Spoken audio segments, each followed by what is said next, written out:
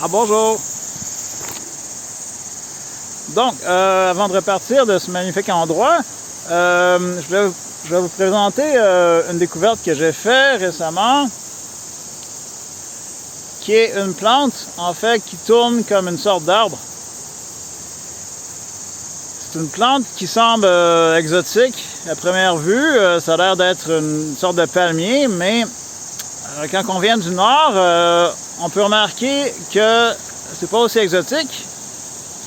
En fait, c'est rien d'autre qu'une fougère. En fait, cette plante-là,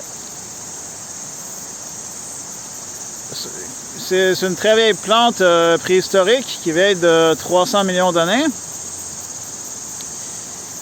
qui est probablement l'ancêtre de toutes les fougères qu'on connaît. Elle a une particularité qu'on ne voit pas chez d'autres arbres ou d'autres plantes. Donc, comme vous voyez, il y a beaucoup de feuilles mortes, de branches mortes sur les côtés qui se ramassent et qui se compactent de plus en plus. Donc, qu'est-ce qui se passe quand la plante vieillit et grandit? Qu'est-ce qui fait qu'elle grandit et devient des arbres? En fait, apparemment, elle se composte elle-même. Elle se régénère de ses propres restes biologiques. Comme vous voyez en haut, on a des restes de branches, de feuilles et d'une sorte de... des sortes de cheveux organiques, des sortes de cheveux d'arbres. Ça sent le compost déjà. Ces poils-là, je ne sais pas si ça vient de où. Peut-être des restes de branches, je ne sais pas. Mais soit, il y a plein de choses qui s'accumulent dans ce qu'on pourrait appeler le tronc. Donc des restes de feuilles, de branches, ce stuff de petits poils bruns. Et ça devient en soi de l'humus, une sorte d'humus vertical. On a même ici des champignons, des petits champignons blancs qui grandissent, vous voyez. Et donc ça, ces branches sont un peu comme des ossements, c'est comme dur à l'extérieur, mais il y a une sorte de stuff, spongieux à l'intérieur. Et donc, au fur et à mesure qu'on descend, que la plante vieillit d'une certaine façon,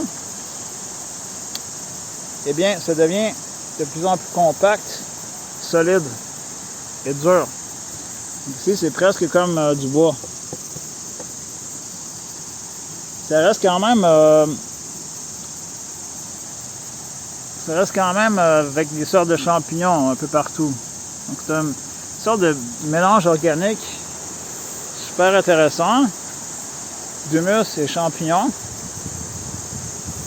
Je ne sais pas à quel point ça a été étudié, mais c'est la première fois que je vois ça, là. Donc, c'est ça, littéralement, ces plantes-là, ça prend toutes sortes de formes. Ça se marie aussi à d'autres arbres, comme ici. Dépendamment de l'environnement autour, ça s'adapte et ça devient comme des gros arbres.